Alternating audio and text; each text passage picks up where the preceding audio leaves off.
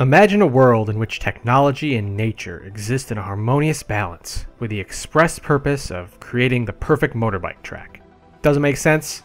It's best not to overthink it.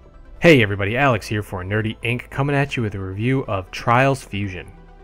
Ubisoft takes us to the year 2042, where an unnamed rider goes through a series of trials created by Samsara Industries on a motorbike, all with the accompaniment of Cindy, an anomaly AI. The result is a challenging but fun game with an emphasis on stunts, retries, and engaging graphics. None of this comes as a surprise to fans of the series, but Trials Fusion attempts to up the ante, with varying degrees of success. By and large, the game's standout trait is its visuals. Throughout the game, we see dozens of unique and beautifully created landscapes and environments that give each level a unique feel. Whether it's sunset-drenched ruins or cold mechanical factories, the game is never dull to look at. There's always something going on in the background, giving a sense of excitement and urgency to each level, which acts as an extra means of encouragement to speed through the course. The gameplay is exactly what you'd expect from a Trials game. Accelerating, braking, and leaning comprise the core mechanics of the rider, and from there it's a matter of using physics, balance, and trial and error to make it through a track.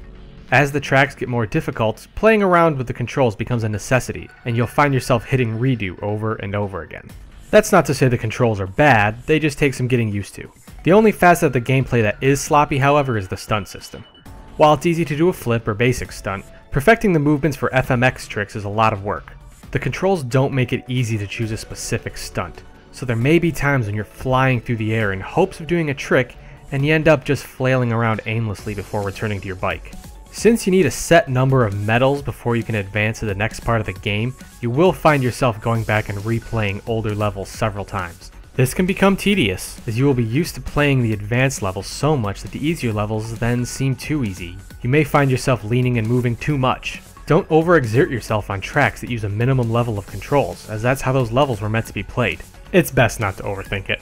The game begins to fall apart when it attempts to add a narrative element to the game. While the series has always had a slapstick sense of humor to it, the commentary delivered by the two AI bots throughout the game is distracting and falls short of what it ultimately sought to do. Throughout the game, we get hints that the rider is a churned out clone of the last rider,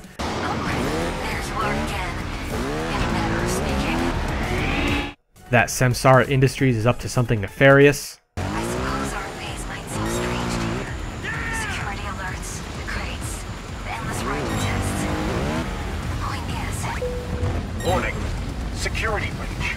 Protein masses have escaped. I need to go. I'll be back as soon as I can.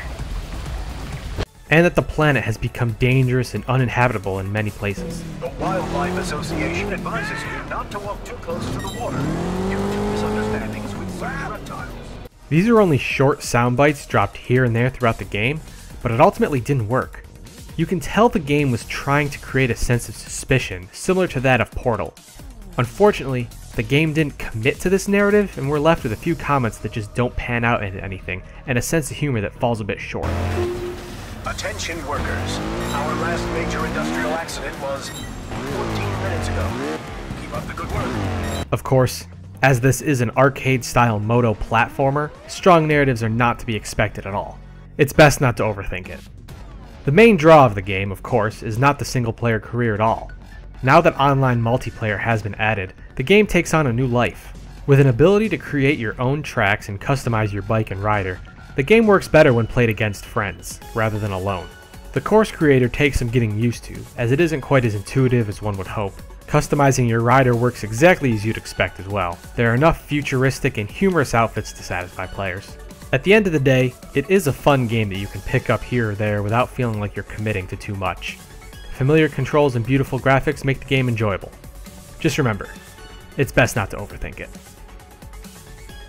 For more gaming, comics, movies, anything nerdy at all, keep it right here on Nerdy Inc.